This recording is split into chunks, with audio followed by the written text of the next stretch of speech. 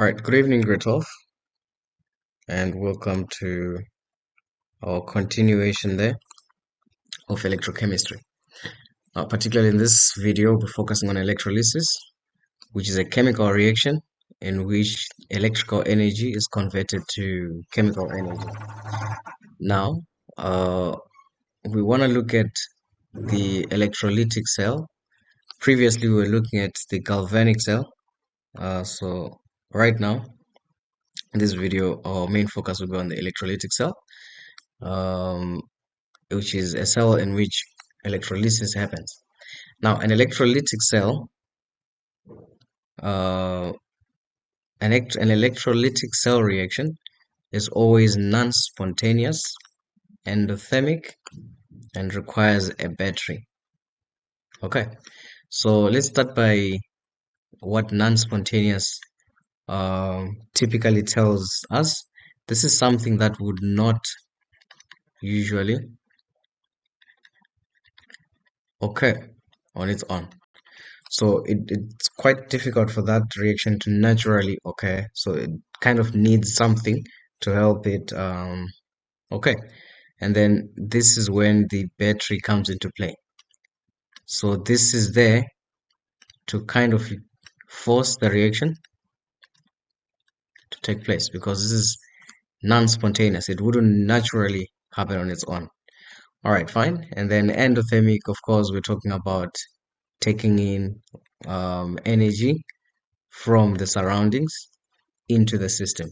And then typically we're referring again to the idea that we're using a battery, we're adding um, energy into the particular system. So for this reaction to take place, we need, like this definition here is saying, what electrolysis is all about. It's a reaction where electrical energy is converted into chemical energy. So for this particular reaction to happen, there has to be a power source. So normally you see your diagrams looking something of this sort, with your two electrodes there, and then they'll write power source. And I should mention the power source that we use is a DC power source. Okay, which means direct current, and why specifically direct current? For example, batteries. Okay, that's a DC power source. We use this because in a direct current power source, the current flows in one direction. Or rather, what direct current is all about is electrons flow in one direction flow of charge. Charge. There we go. Whereas we have another type of power source, which is the AC, which is alternating current. And in this one, current doesn't flow, as you might have guessed, in one direction. It fluctuates, so it does not flow in one direction. So it kind of goes back and forth. All right. So I'll remove this information. We're just putting it in there so that we understand what it is we're talking about here. All right, fine. So we explained what this is all about. Endothermic. This is a reaction that absorbs or takes in energy from the surrounding into the system. All right, fine. So we are done with that part. Let's quickly move on to the next section there in our notes. Remember, what I'm trying to do in this video is to kind of walk you through the notes, explaining what it is we call electrolytic cells. So let's quickly rush through that. The next point says two electrodes are in the same container, as you can see here. I tried to draw a typical sketch of what this would be, where this would be your electrolyte, and this is one container, as you can see there. I would add some other color there, but that's one electrode, that's another one. There we go. right, fine. Let's quickly rush on to the next part. The anode is where oxidation takes place, all right, which is the positive electrode in this case. We're going to discuss the idea of positive, negative slightly later, but what I think is most important is understanding what the anode is what the anode is and what the cathode is, or rather what process takes place in either electrode. So if you remember what we said the other day, we said think of an ox and a red cat, where N stands for the anode, and then ox, that's oxidation. So typically this is telling you that oxidation happens at the anode, which is exactly what we have here. And then red cat, where red is all about reduction. So this is reduction takes place at the cathode. Okay, so that's pretty much that, and we went over this in our previous lessons. So think about this first before you think about positive or negative, because this may be confusing for some of you, since in a galvanic cell this is completely the opposite. So instead of thinking what is positive, what is negative, we'll talk about that a bit later, but let's first think about reduction and oxidation. And then, of course, to identify which one is positive, which one is negative, typically I want you to do this. In our DC power source, you usually have plus, minus shown to you, or if they use the circuit notation like this, so it kind of tells you which one is positive, the positive terminal of your battery, and which one is the negative terminal of your battery. Now, for you to remember this is, you wanna think of it this way. The positive terminal of your battery is connected to what you'd say the positive electrode. So the electrode that's connected to the positive terminal is positive, and the electrode connected to the negative terminal is also negative. Another way of thinking about this, say we're not really sure which one is positive, which one is negative. Another way of thinking about this is, since we just said the anode is where oxidation takes place, so let's think the anode is always losing electrons. So the anode loses electrons, whereas the cathode is the one that gains. You remember, even in our galvanic cells, one of the electrodes there was losing electrons, therefore losing its mass, becoming smaller and smaller, and then the other one was gaining electrons, therefore becoming bigger and bigger.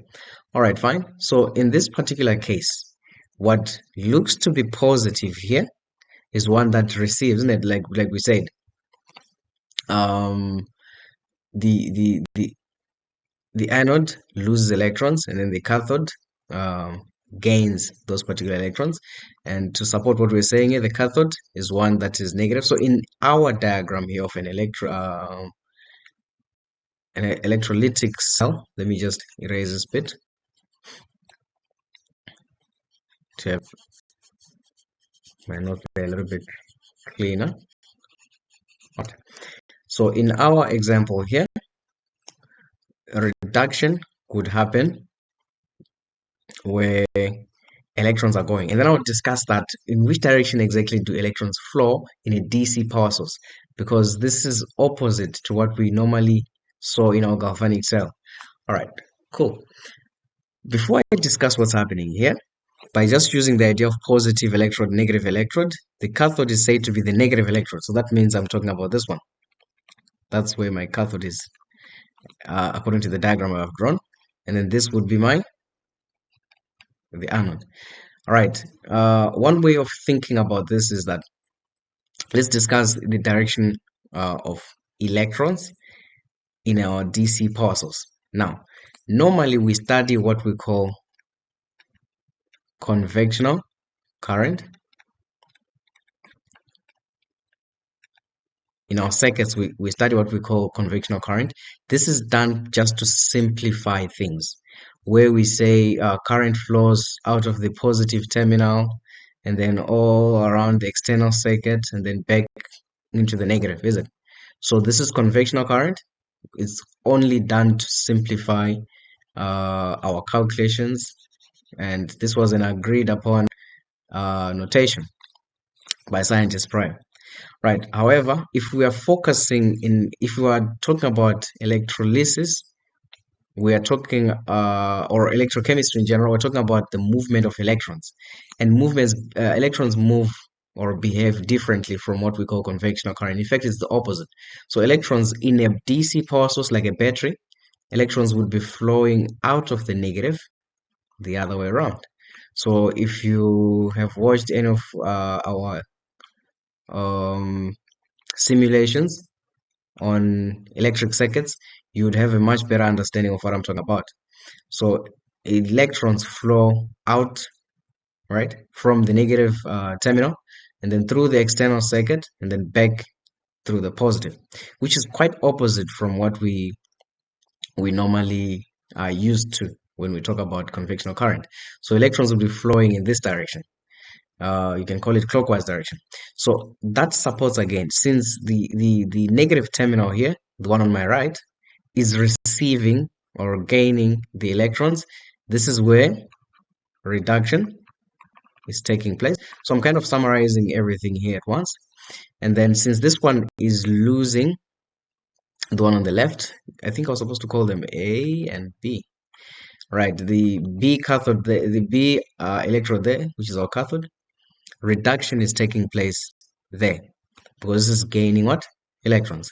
Whereas A seems to be losing electrons, so therefore oxidation is taking place there. So in general, this is what we mean. One important thing to remember is that electrons in our DC power source, or the real flow of charge, in fact, the real flow of charge is that electrons flow from the negative terminal all the way to the positive terminal. That's the real flow of charge. However, for simplicity, when we're talking about circuits, we usually study what we call convectional current. Do not mix the two up. When we're talking electrolysis, please use the real flow of electrons because we're focusing on electrons. All right, so that should clarify that little bit of a confusion if there was any. So you've got many ways now of memorizing the stuff. Feel free to go back and forth in this video until you understand if you are somewhat confused. All right, next point, the anode and the cathode are connected to an external circuit, which is connected to a DC power source. So that was reiterated here. And why DC power source? Like I said, this is so that we can have a one direction flow of charge. It comes from the property of what a DC power source is all about. So we need charges to be flowing in one direction, or electrons to be flowing in one direction, for us to be able to practically use electrolysis. Because electrolysis is used, that's our next point. It's used for stuff like what? Electroplating, metal refining, extraction of aluminum. All right, fine. Let's talk about electroplating as one of the most commonly examinable concepts there. This is where we use a piece of another metal to coat another metal. So let's say I've got a cheap spoon here made of brass. Okay, that doesn't look like a spoon, does it? Let's pretend this is my spoon made of some cheap metal, whether it's brass or whatever it is, and then I want to coat it in silver. Okay, so I will connect this to a DC power source in such a way that I should be able to connect it in such a way that the silver loses electrons. Okay, I should be able to connect it in such a way that the silver must lose electrons, which means the silver should be on the anode. Why should it lose electrons? If it loses electrons, that means it's going to form those silver ions, which are going to detach themselves from or fall off from the electrode. That will therefore allow these silver ions to go all the way to the other electrode there and form a layer around that spoon of ours. That's what we call electroplating, covering one metal with another. So if this, what we want to use to coat another, loses electrons, those electrons will be moving in that direction and will be received here. Reduction happens in this section here. And then those electrons then in turn attract the silver, what do you call it? The silver ions there, which are then reduced right around this particular spoon, thereby forming a new layer of silver right around our spoon. So we'll have coated that spoon in silver. Whereas this one will be losing its, I mean, it will be becoming smaller and smaller, losing the mass. Right. So to make sure that this is an anode, that means this, like I said, if you don't want to be confused, think about the direction of what? Of flow that I've just put up here. I said silver should be losing electrons. That means electrons should be moving away from silver because I want to use silver to coat. So if silver is losing electrons, please pardon me there. I'm using my thingy there is quite small. The section there. Let's try to make that bigger. Okay, much better now. So make sure that silver, one you use to coat the other thing, is losing electrons, which means electrons moving that way. Just in case they didn't give you the what information about which one is positive, which was negative, you should be able to identify that easily now because we just agreed that the real flow of charge from our power source is such that electrons move out of the negative terminal. So the negative terminal is here and the positive terminal is here, which means the silver bit is our positive, the silver electrode is our positive terminal, and this is our negative terminal. What we are trying to coat there comes to be on the negative terminal. Again, we'll talk about this in a few. I'll show you the slides as we go. So another use of this is called metal refining. Metal refining is when we connect two electrodes, one with pure, say we want to separate a piece of metal that is not pure. It's just a piece of metal. Maybe there's zinc, copper, and silver in there. It's a mixture. And then we want to separate silver. So to have silver, pure silver on one side is an electrode, and then that mixture of ours, which is not pure, on the other side. Using the same kind of understanding and setting the right amount of power here, right? We should be able to move the right or the correct silver ions to the other side, thereby selecting only the silver to the other side. All right, and then extraction of aluminum. Right, fine. Let's quickly move on to the next part. Electroplating, which is what I was trying to explain here in short. Let's go over the notes real quick. Electroplating. Okay, let's get the laser pointer there so that it's clear. Right. Electroplating is used to protect metals that oxidize easily. All right. So generally metals like iron oxidize easily. Remember we gave an example of oxidation as rusting, right? So electrons that oxidize easily need to be coated, are usually coated by metals that do not oxidize easily or rather rust easily. All right, fine. So this is by covering them with a thin layer of metal that does not oxidize easily. For example, chromium, silver, or gold. These ones don't really rust. A relatively cheap metal is covered by an expensive metal. This is another example of what electroplating is all about. Silver is used to cover cutlery. Cutlery, we're talking about things you use in your kitchen there, spoons, knives, yada yada yada. Right, fine. Let's move on to the next part. As it is too expensive to make a spoon of pure silver, and it is too weak to use. Imagine using a knife that is soft and can easily bend. Anyways, fine. Let's move on to the next part. Chromium can be used to cover car parts like bumpers and so on and so forth. So let's move on to the next section of this. Here's an example of electroplating a spoon. So take a look at the diagram that we have here. And then there we go. Some silver ions moving from one electrode to the spoon that we're trying to cover. All right, like I said that time, the positive terminal, if you recall what we just did here, the positive terminal should be the one, should be the metal that you're trying to use to cover the other. Again, we spoke about this and we explained it nicely, and we said this is due to the flow of what?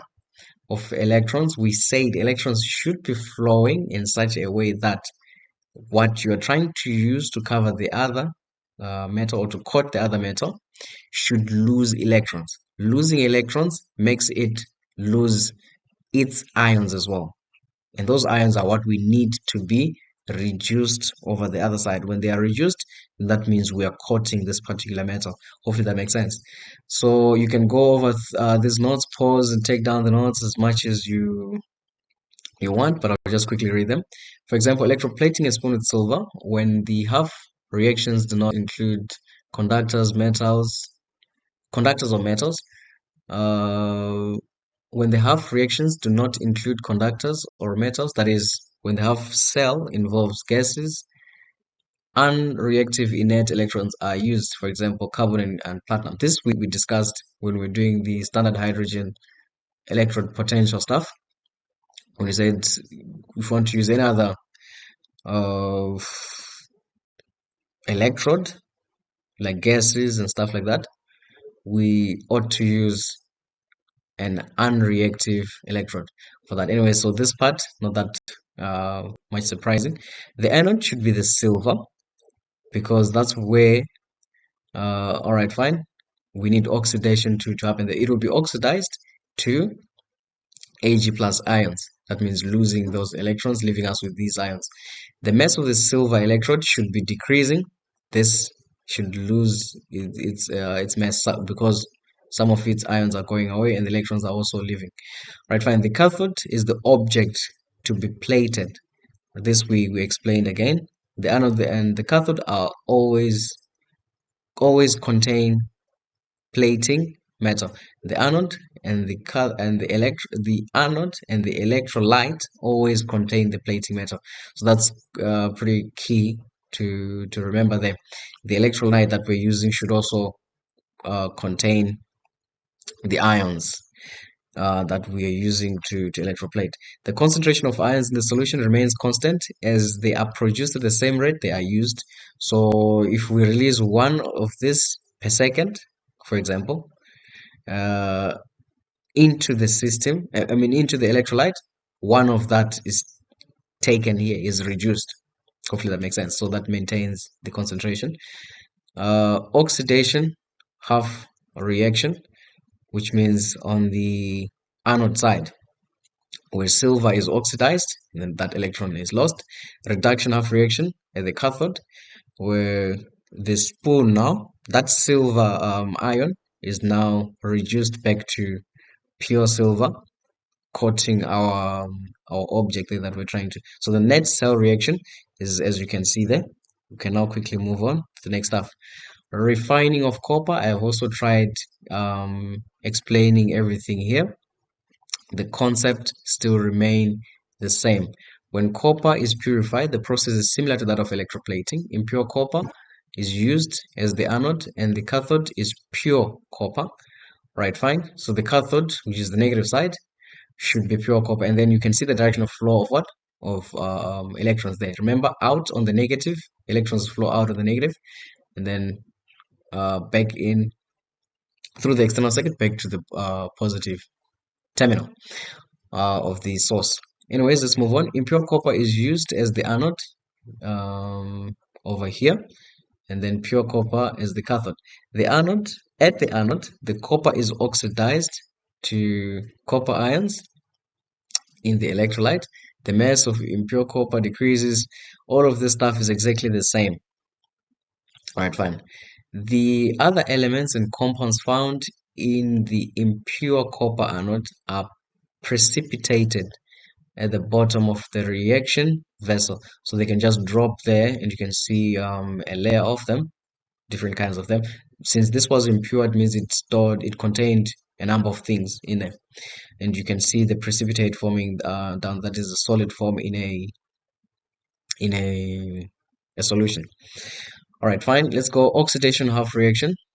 You can see that over there, reduction half reaction at the cathode, and then the net cell reaction there. So I'm kind of rushing there. You can always pause this and have a proper look at it, just to get yourself, you know, well acquainted with what's happening here. Electrolysis of copper chloride, the same process is happening. So you take some time, you have a look at this, try to study, but the concept remains the same. Right, fine.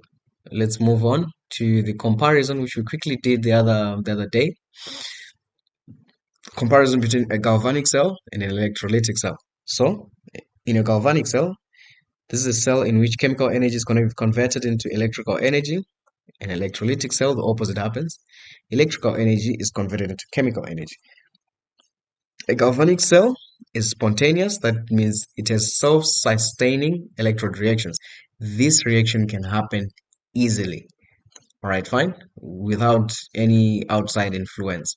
Whereas a non-spontaneous reactions, it needs a continuous supply of energy from somewhere else. In this case, electrical energy from a DC power source. And these are exothermic reactions. That means they give off or lose energy to the surrounding. Whereas these are endothermic, absorb or take in energy, particularly electrical energy. And then these have got a salt bridge, no salt bridge. You can see that everything is in one big jar there. All right, fine. And then positive electrode is what we call the cathode in a galvanic cell. And then reduction always happens at the cathode. So that's one thing to remember. The positive negative bit is swapped, as you can see. But remember, red cat and an ox. So you can go an ox and a red cat. So this bit here, I think we summed it up nicely. So I'm gonna skip that part.